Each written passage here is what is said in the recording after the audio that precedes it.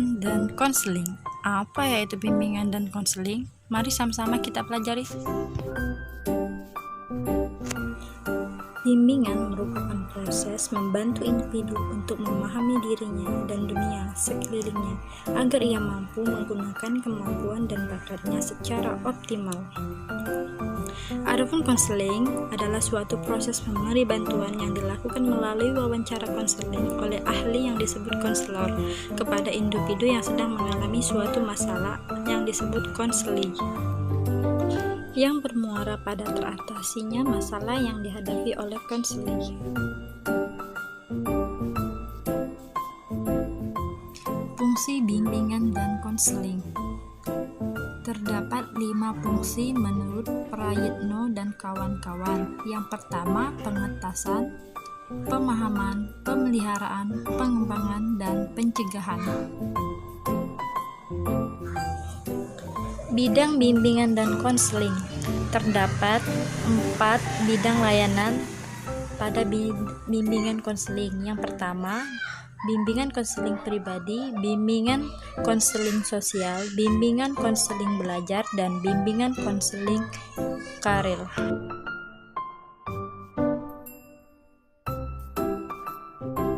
Layanan bimbingan dan konseling. Layanan orientasi, informasi, penempatan, pembelajaran, konseling perorangan, bimbingan kelompok, dan sebagainya. Isi bimbingan dan konseling di sekolah dasar. Terdapat 3 tahap. Yang pertama, isi bimbingan dalam aspek pribadi sosial. Contohnya bimbingan tentang ajaran agama. Yang kedua, isi bimbingan dalam aspek bimbingan belajar. Salah satunya kegiatan belajar menurut ajaran agama.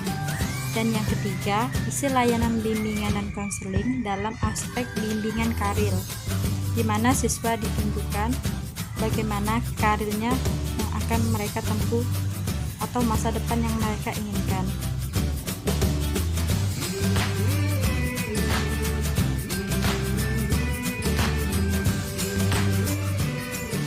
Kegiatan bimbingan dan konseling di sekolah dasar terdapat 3 tahap. Tahap pertama yaitu tahap perencanaan, yang mana seperangkat kegiatan mengumpulkan berbagai hal yang dibutuhkan untuk penyusunan program dan pengadaan perlengkapannya. Yang kedua, tahap pelaksanaan, di mana penerapan dari hal yang telah disusun dalam tahap perencanaan. Yang ketiga, tahap evaluasi.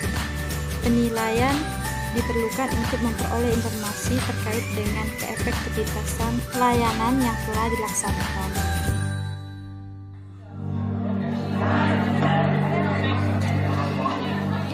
Kekerasan di sekolah sering terjadi di Indonesia.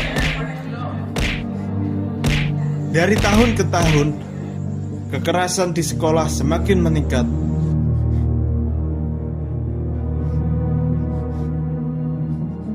Dan itu dilakukan di sekolah. Sebagai contoh, bila ada anak yang berbadan gendut atau besar, biasanya orang di sekitarnya akan mengata-ngatainya dengan perkataan yang tidak enak. Ada juga yang iseng dan membuat anak culun menjadi bahan tertawaan.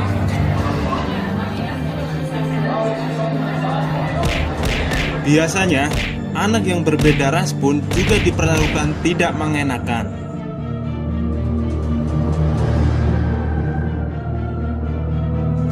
Di zaman elektronik ini, kekerasan ini pun bisa dilakukan melalui media elektronik atau media sosial. Tahukah kamu apa dampak dari perlakuan tersebut? Dia akan merasa takut dan tidak nyaman.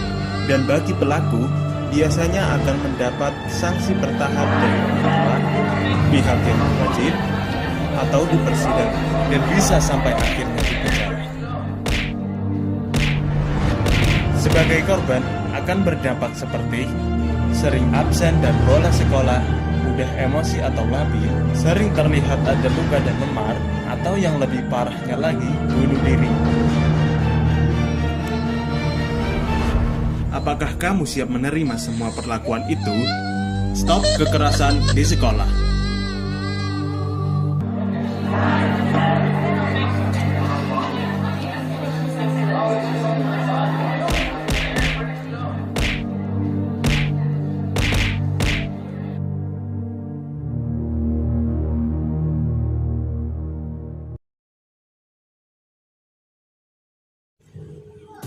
Yuk lakukan 7 hal yang bisa kamu lakukan sebagai cara mencegah bullying.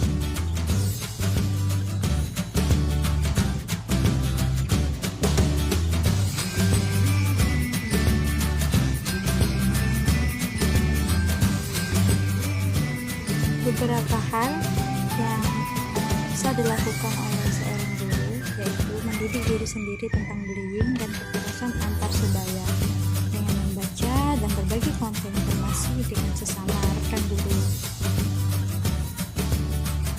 Yang kedua, membangun dorongan yang tegas dan jelas terhadap bullying serta buat kesepakatan dengan siswa tentang konsekuensi dari bullying secara partisipasi dengan mereka. Ciptakan suasana yang hangat, hubungan yang saling mendukung antara siswa dan guru. Perlibatkan semua siswa di ruang kelas. Perhatikan siswa yang rentan terhadap bullying, termasuk anak-anak yang baru pindah, anak-anak yang fisiknya lemah, maupun